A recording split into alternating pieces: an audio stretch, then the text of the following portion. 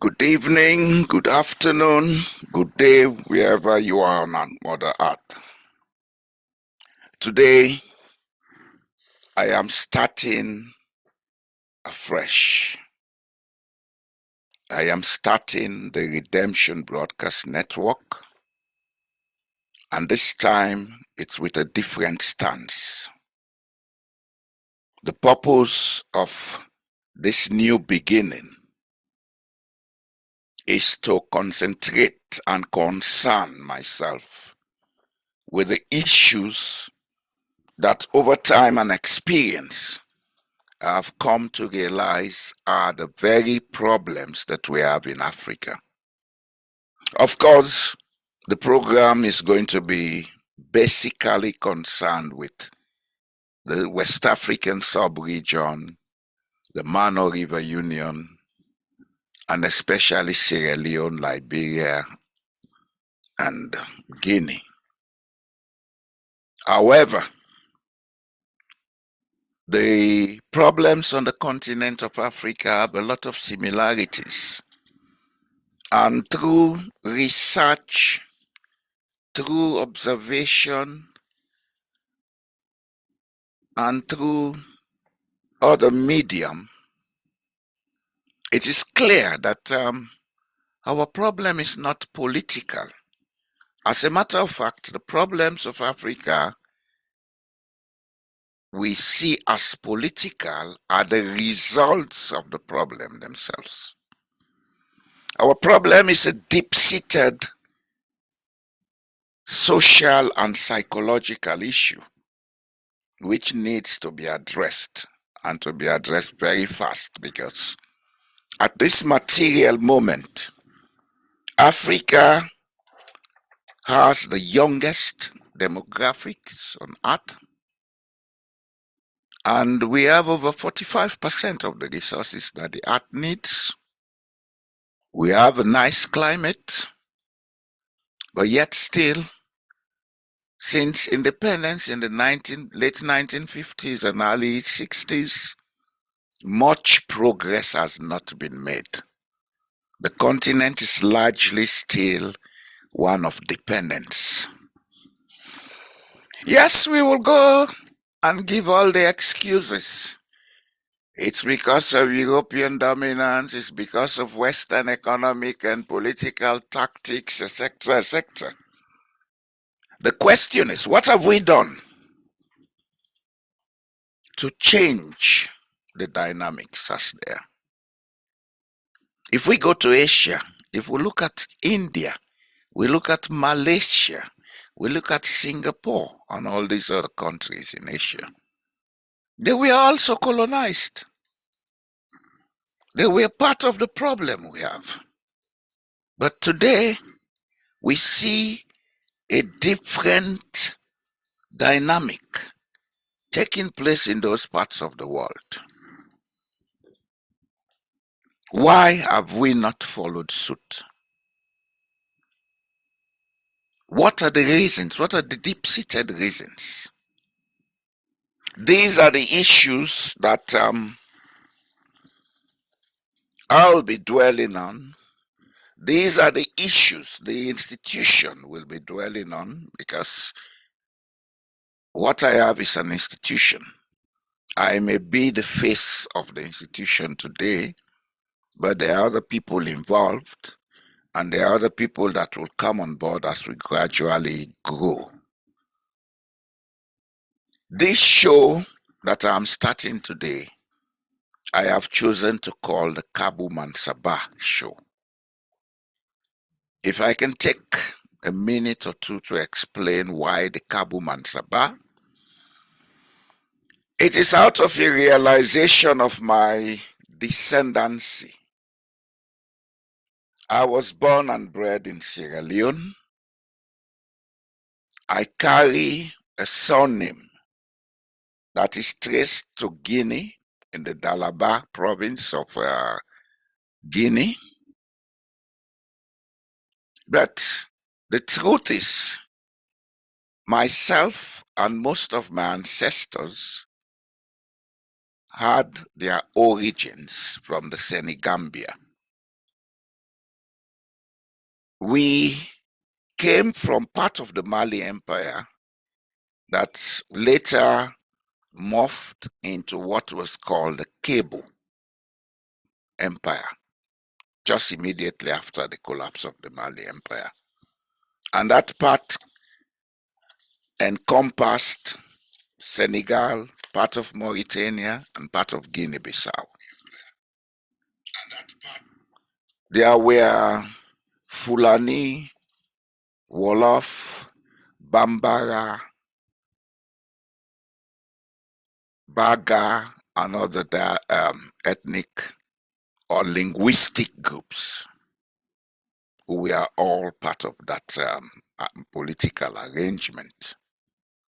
These people moved south at some point between the 16th, 15th, and 16th century, and their influence spread as far south as very close to what we have today as La Côte d'Ivoire or Ivory Coast.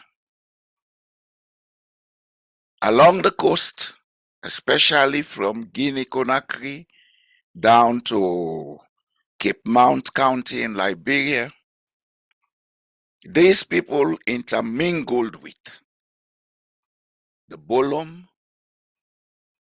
and the subset of the original people of the Futa Jalong, the Jalonkas, who came to settle in the coast, who evolved by linguistic and other processes into what today we call the Susu. And in Sierra Leone, the evolution of the Baga and the other people from the Senegambia resulted in what today we call the Temene people or the Timini people. That's why both groups are like different dialects to each other. The Bagas in Guinea-Conakry and Guinea-Bissau, when they greet, it's the same as the Timini of Sierra Leone. Ndire, Mpiari, etc., etc. The Soso, as the Timini and the Baga, they have a lot in common. When they want to express that I've got myself into some trouble, the Soso say, Nambara Soto. The Timni say, Ipo Soto Nambara. The Baga say, Nambara Sotoi. Why am I going into all of this?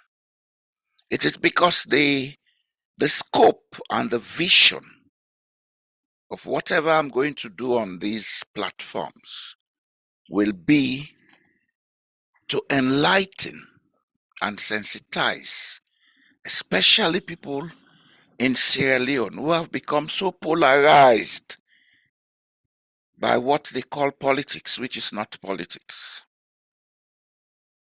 Let us begin to look at the issues. Let us begin to look at what needs to be looked at. Let us see what is more common amongst us, not what we think makes us different. Let us see how we can use that commonality to build a nation, not to divide a nation.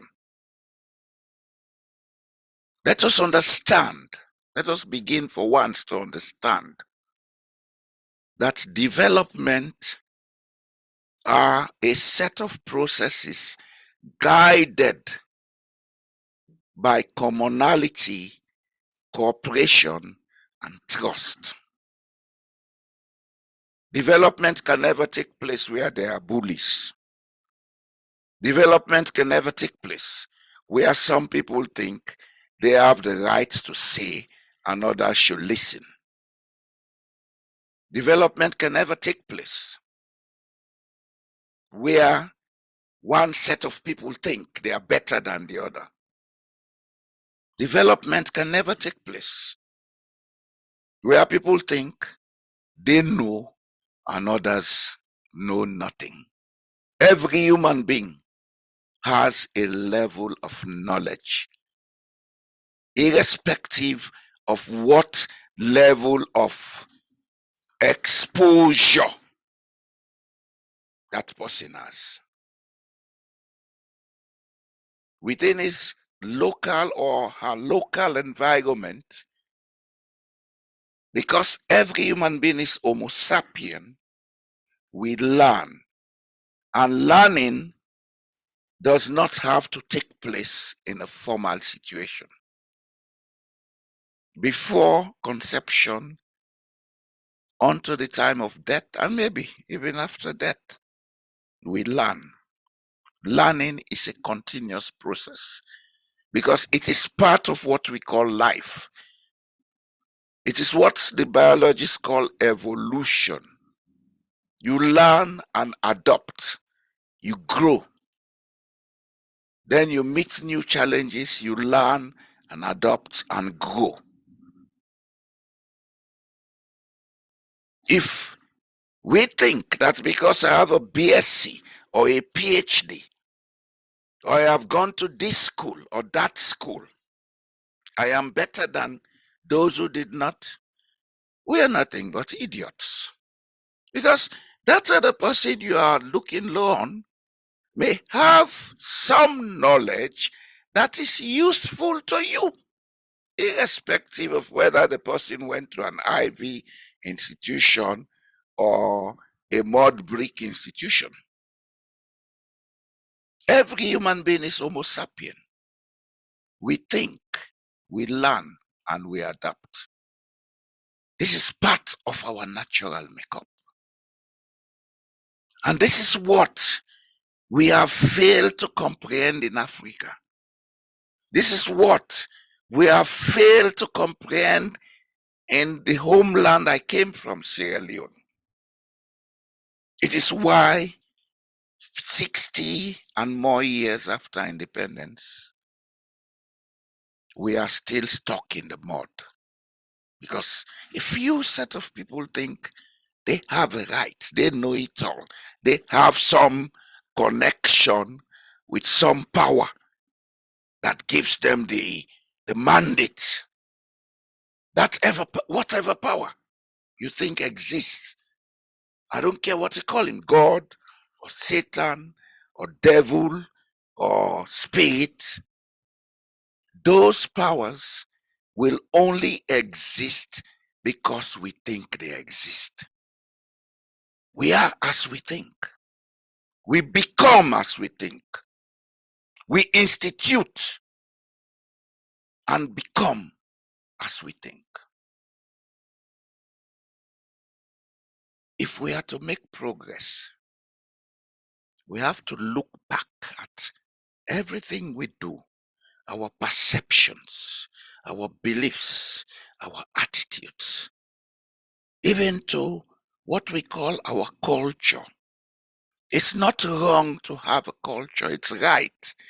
But if something is not working in the culture, maybe because at some point in the past it was correct, but now it is not, let us find a way to amend it.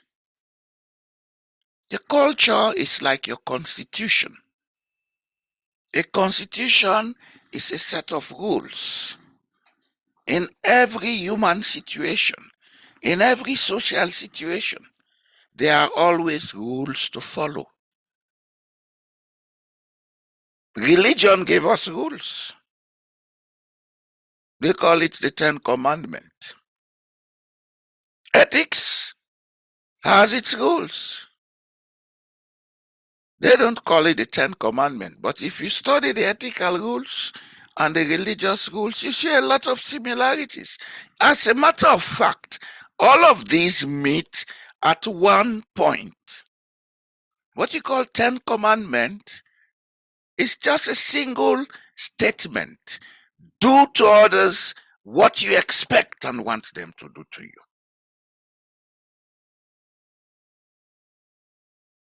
It's the golden rule. And if that rule obtains in any society, if that rule obtains in any social setting, equality, respect for law and order, human rights, you name it, all of this will exist.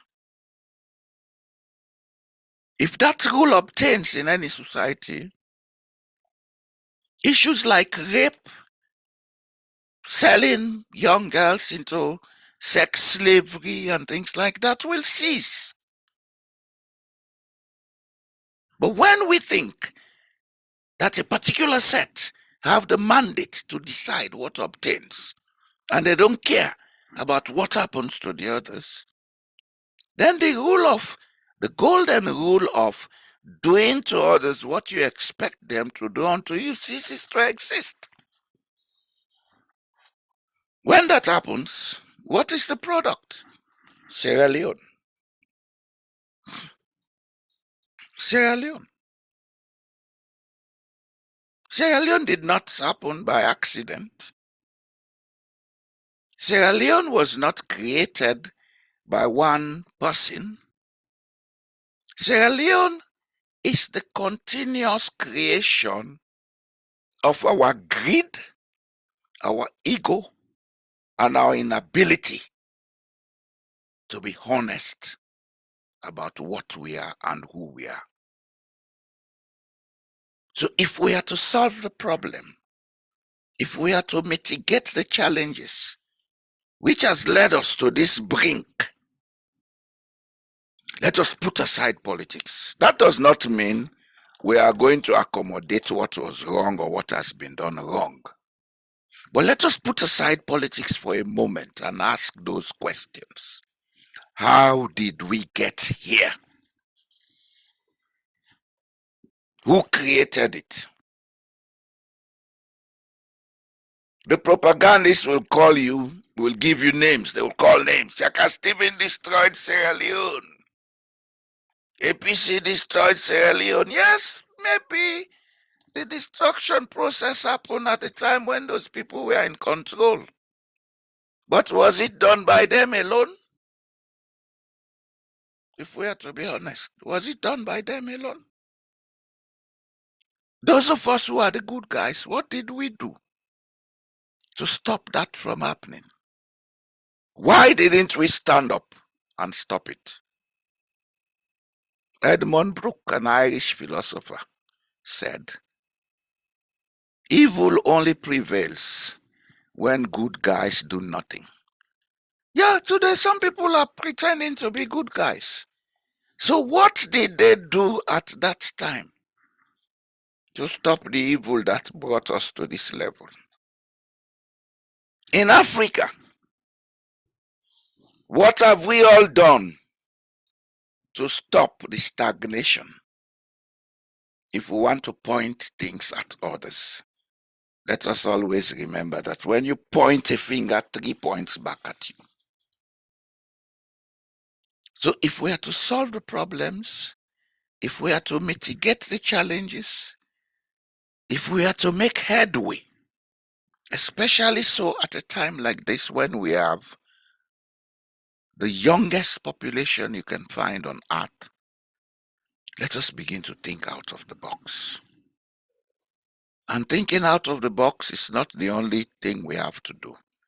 Let us begin to examine, research, and practice, not by force, but by consensus, by an agreement that I am going to, irrespective of what the condition is, I am going to begin to practice. And what do we have to practice? Trust building,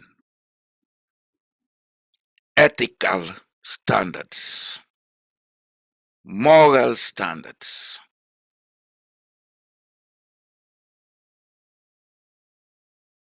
We can make all the beautiful laws we want to make on today and tomorrow or whatever time. We can have all the laws passed in our parliaments. But if we don't have trust built in society.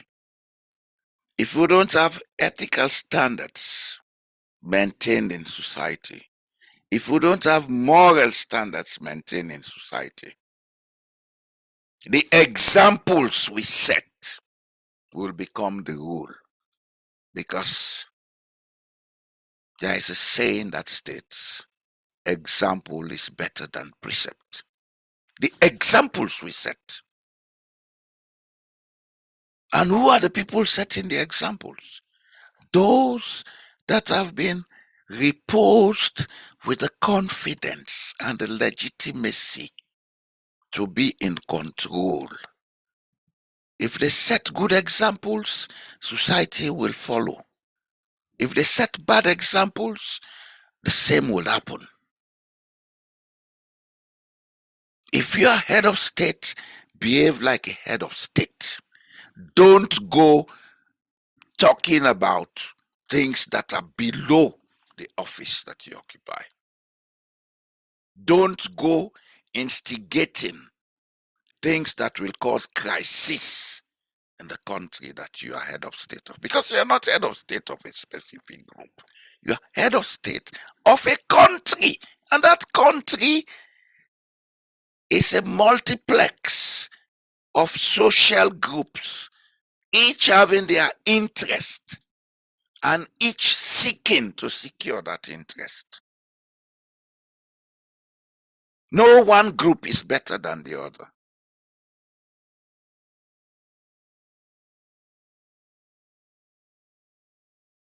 If you have your so-called peace and conflict institutions, have they ever sat down to look at the practical sociological issues that need to be addressed?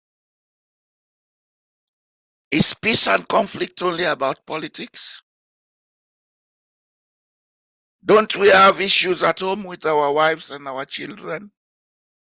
Is that not part of peace and conflict? Don't we have issues in our community with our neighbors, our contemporaries, our friends? Is that not an issue of conflict? As a matter of fact, social theory is clear about the fact that because no two human beings are the same, there will always be an issue of grievance in the home, in the community, in the region, in the nation, in the continent, in the world. But we should always have certain measures, certain parameters, and certain factors that come into focus when we want to resolve some of these issues. You cannot resolve an issue by bullying others.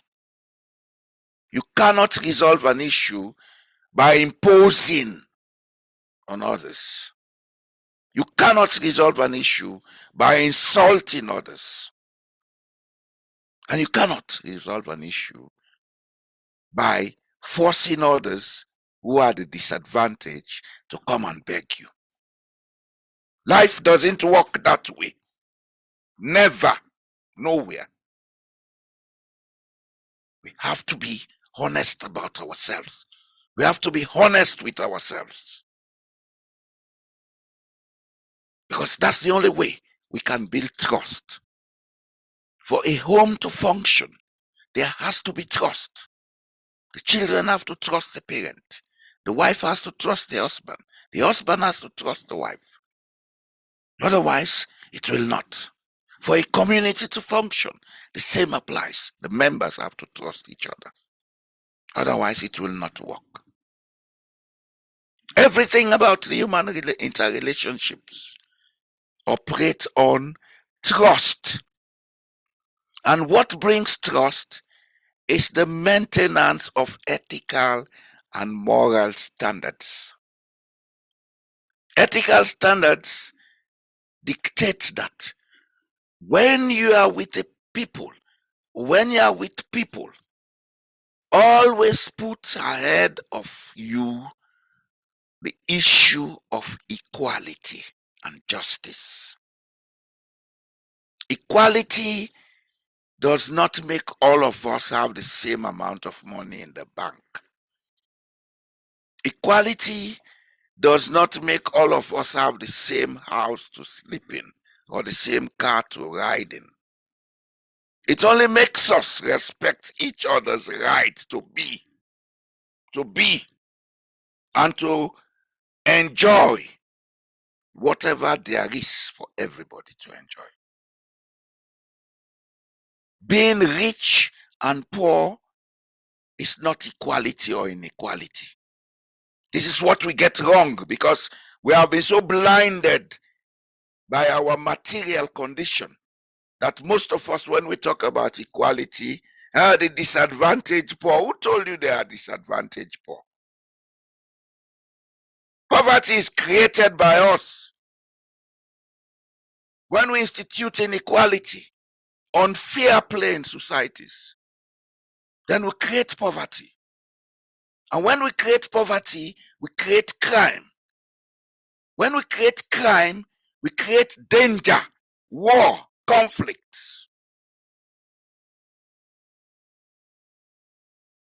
Every man can be as rich as they want, depending on two things: their effort and their network, their connection. Being rich does not make you more intelligent. It's an issue of effort and connection. Poverty does not make the poor man stupid. It's an issue of connection and, in some cases, effort. Equality has to do with how we apply the golden rule. Do unto others as you want done unto you. That's what is called social justice. Do unto others as you want done unto you. Even to your child. If you don't want to be insulted, don't insult your child. If you don't want to be whipped, don't whip your child. If you don't want to go hungry, don't keep your child in hunger. These are the issues me and the group will be concentrating on, and we will build it up into something that will, twice a week for now, be coming up to examine critical issues affecting not only Sierra Leone, but maybe the sub-region of West Africa, the continent of Africa, because there are a lot of similarities, as I've said before. The root origin of the problems of Africa are very much the same. The inability to institute and maintain equality. We complain all the time about foreigners doing this, foreigners doing that, because we're only concerned about the material. For us, development is a material concept. And that is why we build all the beautiful roads, all the beautiful bridges, all the beautiful houses. 10, 20 years down the line, they have gone out of order. We have to think of where to get money to build them again. We are limited in our thinking. That's the first thing we have to begin to accept. Development is not a physical thing. It's an intellectual process.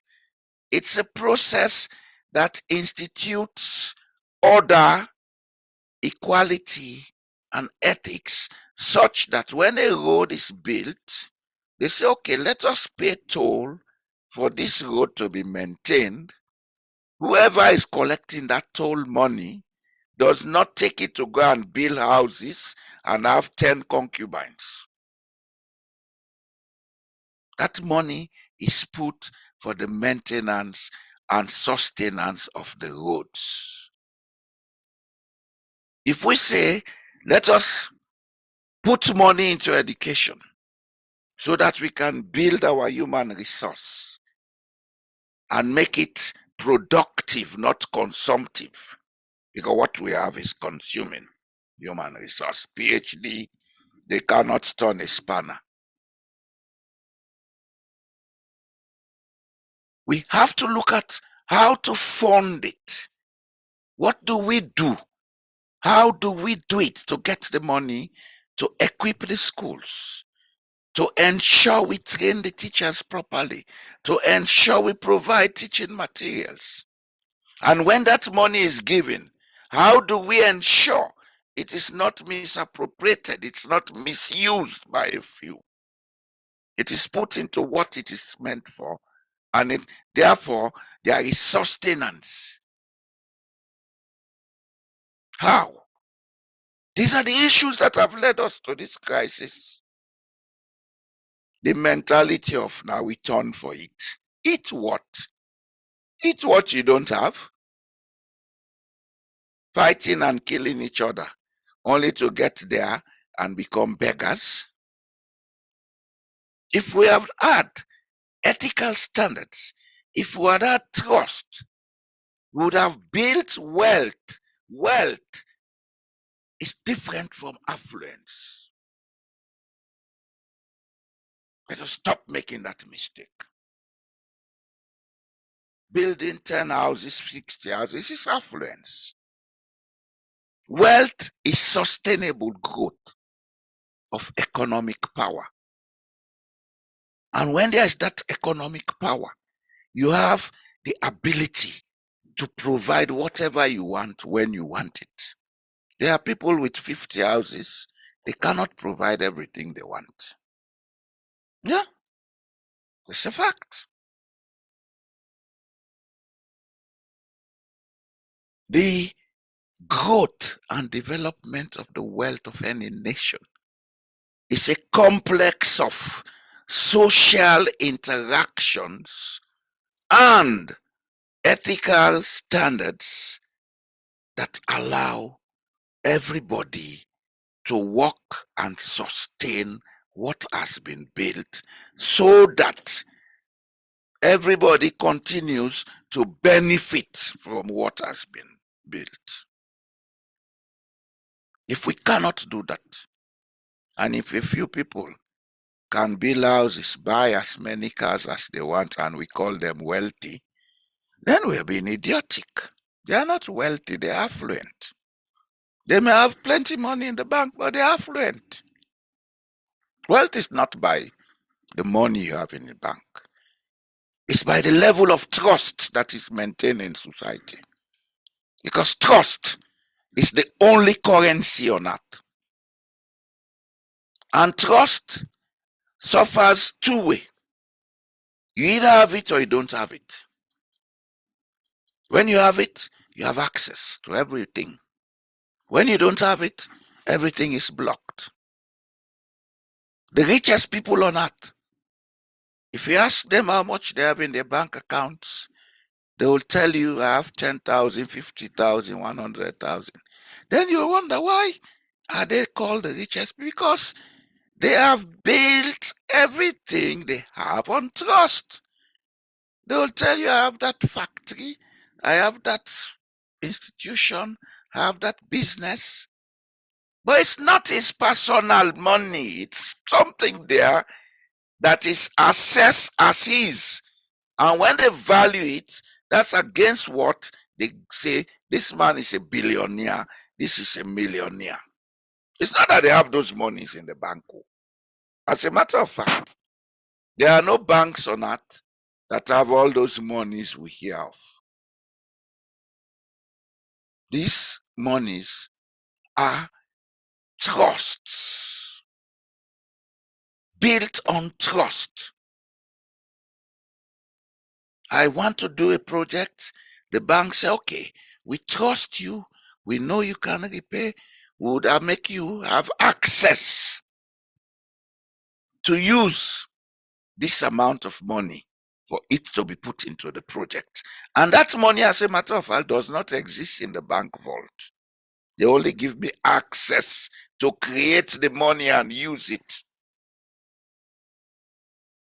And after I've used it, I have to pay back, maybe with some interest. What does that? Is trust. If I pay back, I maintain the trust. If I don't pay back, I destroy the trust. And from that point henceforth, nobody will give me a loan.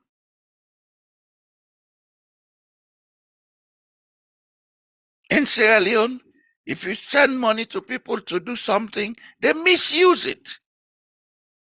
Why? Because those of us who should be telling the people what to do, how to do it, we are the ones setting the bad examples. That man in the village, if he sees Tom, who yesterday had a smelly canvas shoe, riding an SUV after 6 months in politics, and he sees that same person building houses, he will investigate quietly and say, oh, this man got this money by crooked means. So that man becomes a crook also. That's the society we have created. And it's not only in Sierra Leone. Look across Africa. That's the modus operandi. Look across Africa. A few people have it all. The majority don't have it. They become commonplace criminals. And these are the people you see being put in prisons. The real criminals up there who are causing the problem go scot-free and enjoy everything. And some of them have the audacity to say they are blessed. Blessed by whom? Some God that never exists. You see them every Sunday or whatever, go to these so-called places of worship. God has blessed me. Which God blesses you to destroy yourself? You have all the money, but you live in a self-made prison. You build a house with a high fence, metal here, metal there, this here, that there. Is that a blessing? When you walk in the street, you have to be looking left and right, or maybe you have to have bodyguards with you. Is that a blessing? Were we made to be isolated? Let us imagine that you are alone on this earth. You have everything with you. How useful is that wealth? It's time we begin to think. It's time we begin to ask the pertinent questions. It's time we begin to examine what needs to be examined. And this is exactly what this talk show will be setting on. Of course, today I'll do a lot of talking because it's an introduction. I have decided to give maybe a 45 minutes or something talk. I don't have breaks in between because I want the flow to be continuous and I want us to have a clear picture of what is coming. This platform will not be talking events and people. We'll talk events, yeah, if they are necessary to be used to make clear what we want to deal with. We'll talk about people without calling names or whatever, if we want to make clear what needs to be made clear. But what we are concerned with is that we should get our people to begin to understand what needs to be understood so that they will begin to use the power of God in them. Your ability to think is the power of God in you. It's the life in you. It's what makes you who you are. If you cannot use it, then be ready for the worst in life. If you can use it, that does not guarantee you to be wealthy, but it guarantees you a safe life free of lack. You don't have to be a millionaire to live a safe life. Where I live, this country that I live in, they have created a society where trust and ethic comes paramount, such that the least paid person in this country earns $2,500 per month as take home after tax. The least paid, a cleaner or something.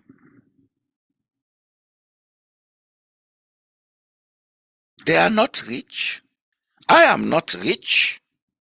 I belong to the middle class. But I think I am safe. I am safe. I sleep at night.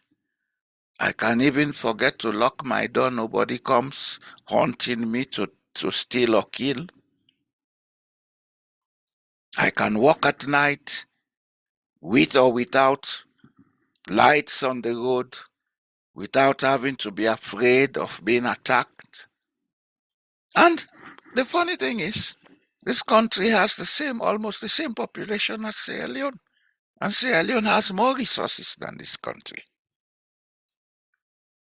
Why are we suffering down there? And why is it better off here? Is God unfair? No. It's us, the way we think. It's in our heads. There was a British man who lived around up to 1950s. He has a lot of materials that were published. Most of it had been made into audiobooks, etc., etc. He has a very famous book, and it's on YouTube. You can go and find it and listen to it. It's titled, As a Man Thinketh. As a man thinketh, so he becomes. Man is mind.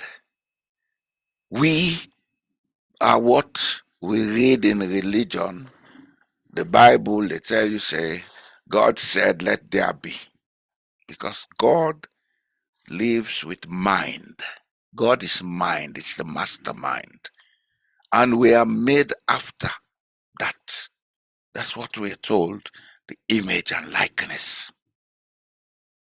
The Holy Quran does not say it as it is said in the Bible, but figuratively, it's the same meaning you get from the Holy Quran. That God made man from clay and put part of his breath into him and said to the angels, this is part of me, let him be worshipped. And Satan said, no, I'm not going to worship this thing you've created. Man is mind. God is in us and it's for us to use. But if we sit and wait for a few idiots to take decisions for us, then that's what we have in Sierra Leone. We always go around shouting, we have a leadership. We don't have a leadership problem.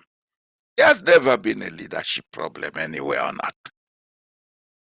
There has been the inability of people to think and become leaders. Every human being is a leader in their own way. If you are not leader of your home, you are leader of your community, or you are leader of yourself.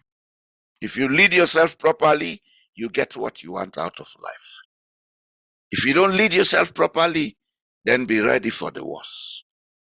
So let's stop talking about leadership. It's not leadership. It's the way we think that is our problem. When we change that, then everything will change. When we change that, then we would have somebody at State House who will think that, oh, the other people matter. So I have to be careful what I do. I have to be careful what I say. We don't have a leadership problem. We have a sociological problem. And that problem comes from our beliefs, our perceptions, and our attitudes. I've been saying this since Jesus was a boy, but people think it's crap I'm talking. Keep thinking that way. The crap is coming to you. It's coming to you. It's time we begin to look at issues as they deserve to be examined. Let's put down this ego. Me. You are nothing without people. Imagine if you are Robinson Crusoe on an island and there is nobody with you. How would you be? Would you have all those things to make all the noise about? Let's put a check on ourselves. Let's do introspective thinking. Let's examine ourselves. Let us work to be better people. Better in the sense that we change our perceptions about us in relation to others. We change our attitudes towards others and ourselves. And then we change those beliefs of superiority and inferiority. Let us work to build a collective that will stand the test of times. Without that, nothing can work. Nothing. If you want, you buy all the guns and weapons and walk around with them. Nothing can work. Your guns and weapons mean nothing. If you want, you buy all the private jets and fly as much as you can. Nothing can work because it means nothing. What works is the collectivity of humanity. We have to be together. We have to respect each other. We have to understand each other. We have to tolerate each other's ineptitudes.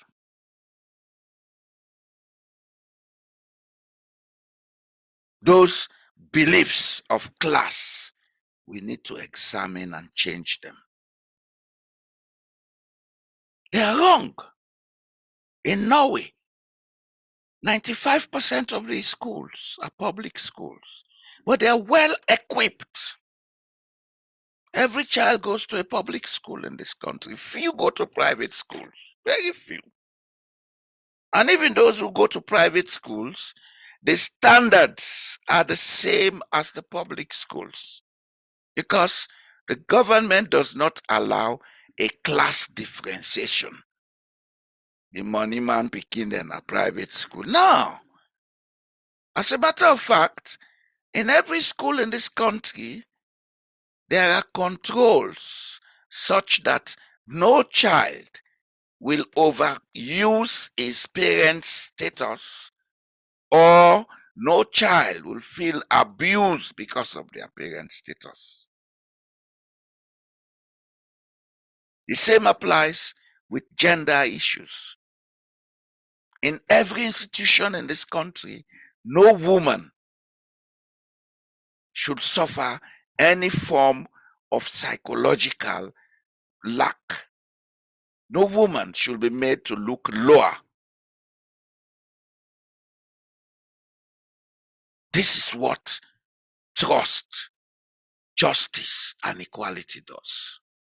But when we have a society where people think they have some power that gives them a special right to bully others and impose on others, when we have a country where every teacher teaching in that country is trained by the same teacher training college, and yet we have schools that are good schools and bad schools, that mentality are some of the things holding us back. I get blessing, I'm blessed. Who told you get blessing? No work. Not think. You go choose high blessing who can make you. We have a lot in this to look at and change. And above all, we have to put down the ego. If we are wrong, let us accept that we are wrong. If you have to come publicly and say, I'm sorry, do so. That does not make you a lesser person. Do so. It makes you human. If God was not accepting what was wrong, none of us would exist. God accepts. God is a democrat. That's why he does not interfere in the activities and processes we take. He will sit back and say, okay, let them learn from their mistakes. Let them make the mistakes. That make them better people. They learn. But with us, we want to impose.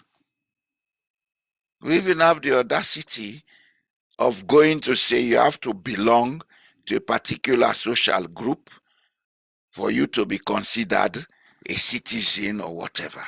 Where did that come from? I came to this country in 2003. By 2011, they made me citizen. That same year, I was elected into the municipal council of my municipality. I served 2 terms up to 2018.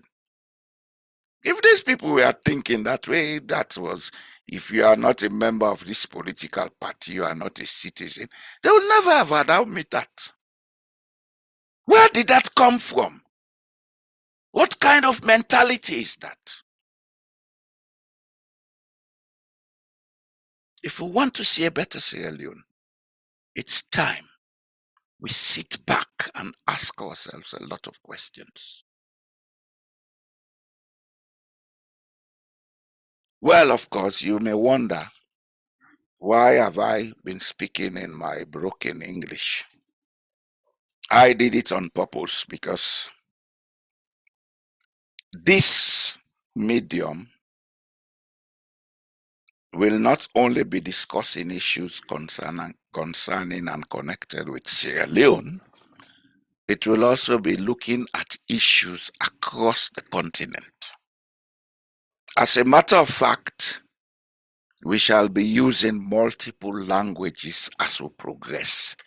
There will come a time when we would have programs in French.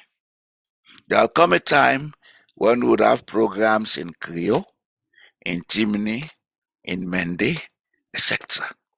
I'll bring people on board for us to come and examine and research issues,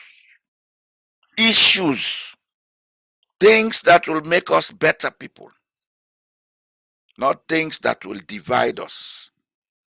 And one thing I want to assure everybody, on this platform, on this media, we are not going to be economical with the truth.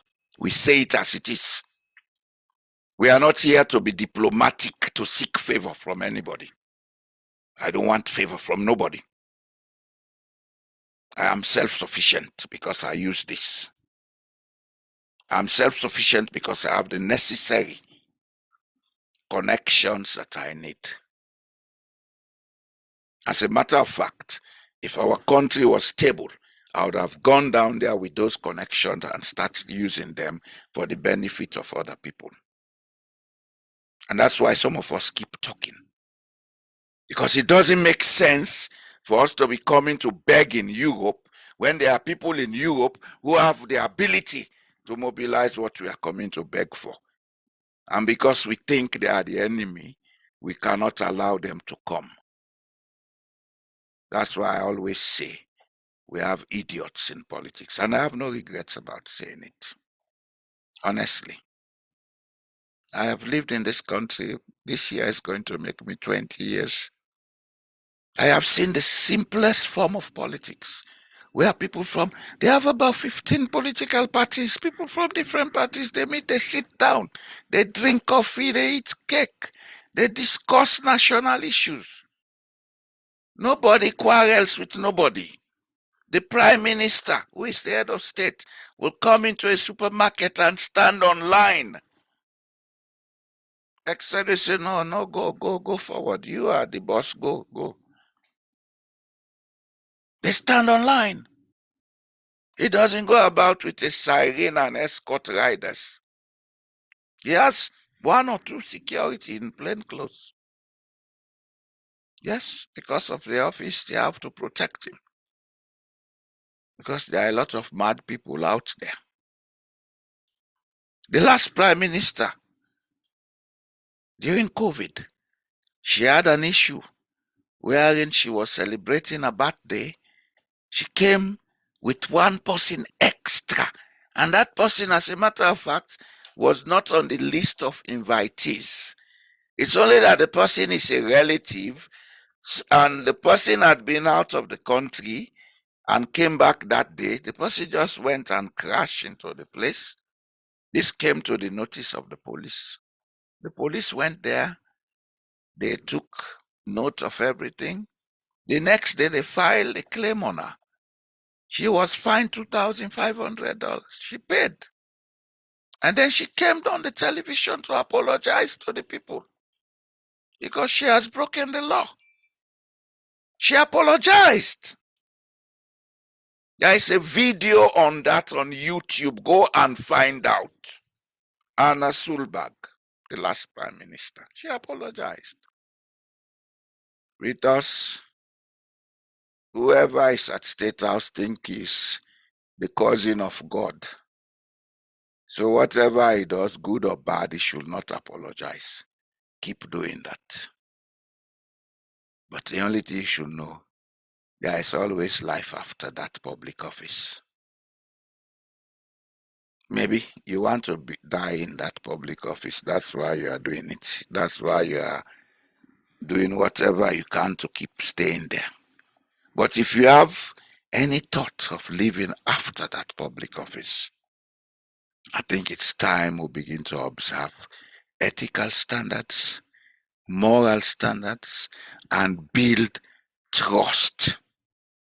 Let us build trust. Let us learn to trust each other. There is enough, more than enough in Sierra Leone for everybody. If we are ready to work together with the potentials of that country, it can become the richest country in Africa, if not the world, in the next 10 to 15 years. And that does not include mining minerals. We can close all those mines and still build Sierra Leone into an economic power. South Korea does not have minerals, but she's an economic power. Singapore does not have minerals, but she is an economic power. Cuba will soon go ahead of Sierra Leone. I want people to take note of that. Cuba and Caribbean will soon go ahead of Sierra Leone. Yes. Why? Because they have a united mentality and they work hard.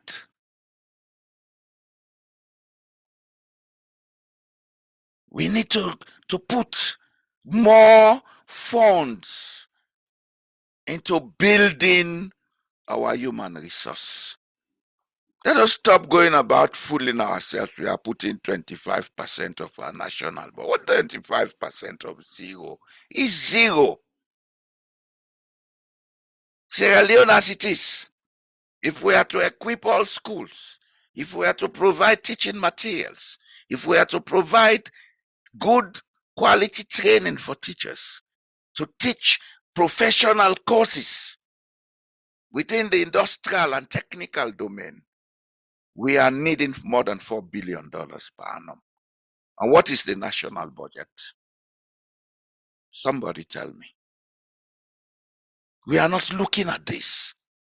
We are looking at where to find blame so that we continue to milk the little that there is. Ebo, let's I begin think. Let's I begin think. I go stop now today.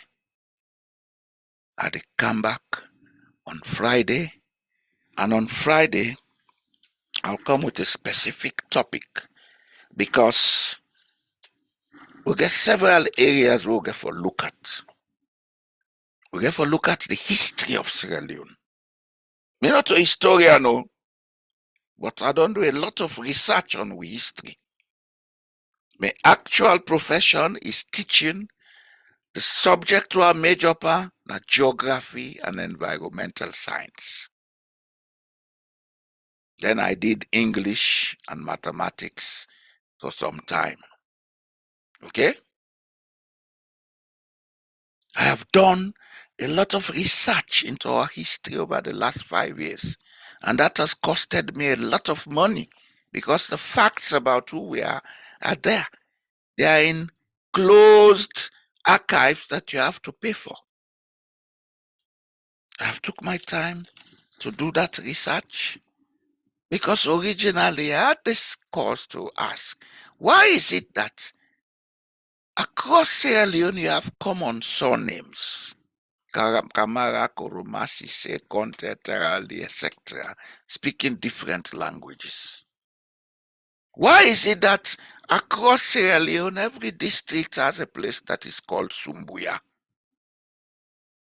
And other things that I question. I say, oh, there's something common about us that needs to be found out.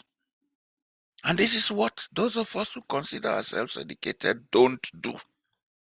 After education, we want to sit in chairs like this, steal money, grow big pot bellies, and say, I mean, a big man. Big man, my foot. Big man is here. Here. We have to do more because Sierra Leone is bigger than all of us. We shall be coming with different issues on our history, our education, what kind of cultural issues we need to look at, why and how we can adopt some of them like the Ghanaians have done. The Ghanaians have made the kente. They still weave it with that traditional loom, but they have made it into an international commodity, for God's sake.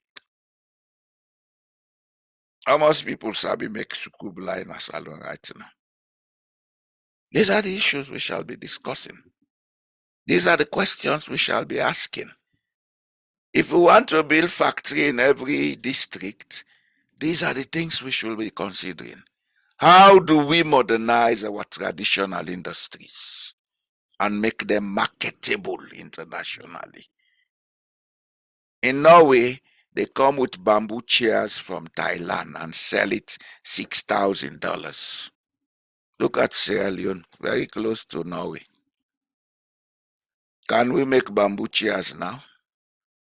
If you ask me, I would say no. Can we make sukublai? Now that we are talking about plastic pollution, don't we think raffia bag can be a product that can be marketed internationally? Have we ever sat down to think of that? I'll tell you pan politics, mango get PhD pan aeronautics, go turn minister of sports. Man get PhD pan biochemistry, he go be member of parliament. Okay, salon. Na try o. God na wicked power. Now we wicked power chef. The way they think. I go tap and then today, yeah?